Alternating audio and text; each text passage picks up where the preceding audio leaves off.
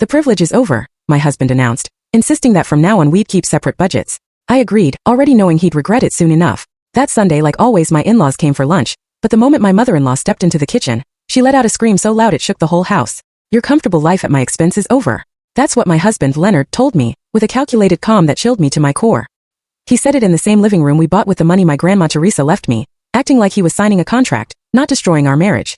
But he didn't know that my quiet smile, my apparent agreement, wasn't surrender. It was the spark of an idea, a meticulously crafted plan. What happened next? Oh, his comfortable life was indeed over, but not at my expense.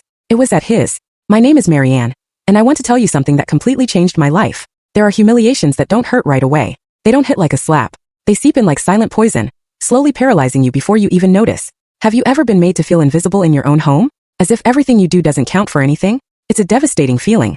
And the worst part is that you get used to it little by little until one day you just explode. Believe me, you won't want to miss what happens when a woman finally gets tired of tolerating everything and decides to start charging for what she does. It all started right after his parents, Veronica and Mr. Charles Bennett, left. Every other Friday they came to visit their son, though in reality it meant I spent at least 6 hours cooking, cleaning, arranging flowers, and making sure every corner of the house was spotless, just so Veronica could do her inspection and make one of her passive-aggressive remarks about my little graphic design hobby. She liked to say it was nice that I had something to keep me busy, as if my job wasn't real work. That evening the conversation turned to how we had managed to buy such a beautiful house in the suburbs outside New York City. Leonard, chest puffed out with pride, talked about his hard work, his vision, and how he had invested wisely, conveniently omitting that most of the down payment had come directly from my inheritance. The moment the door closed behind his parents, he turned to me with that arrogant smile I've always despised and said, "Sweetheart, starting with the next payment, we'll have separate budgets. Your comfortable life at my expense is over."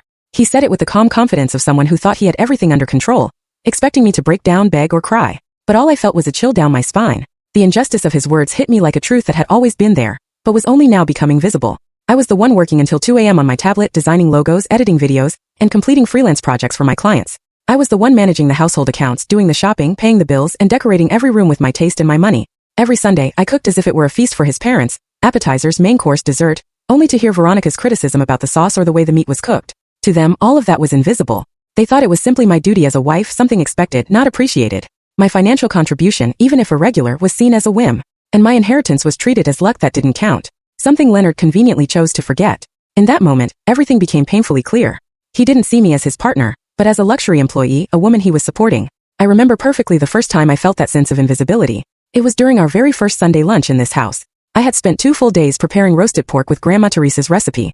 I was excited, proud, eager to please. When Veronica tasted the first bite, she simply said, "It's a bit dry. Next time let me supervise you so it turns out better." Leonard said nothing.